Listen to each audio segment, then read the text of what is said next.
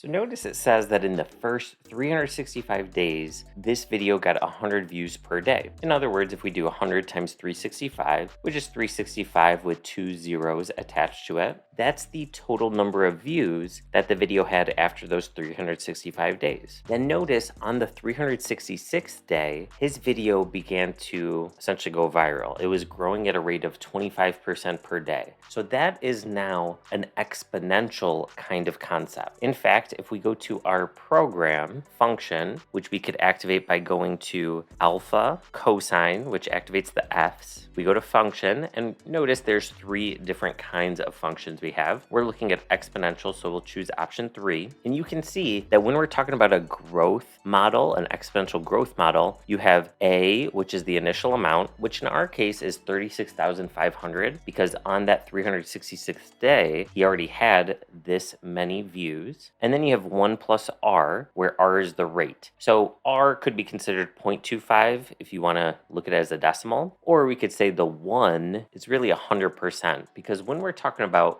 percentages, it's always out of 100. So it's 100 plus 25%. In other words, 125% or 1.25. And then to the t power, where t is the time. In this case, the time is in days. So if we're saying that in that 7-day period, what occurred? Well, let's plug in a 7 here, and let's be clear on what that would give us. That would tell us the total views after those 7 days, knowing that it started out with the 36,500, right? So if we type that in, we have 36,500 times 1.25 to the, which is this caret symbol over here above the division sign. So to the 7th power, that gives us this amount here. So that's how many views he had after these 7 days, which really is after the 365 days plus 7 days. So let's be clear on what we have. We have in the first 100 days, he got 36,500 views. In just those following 7 days, we actually didn't write down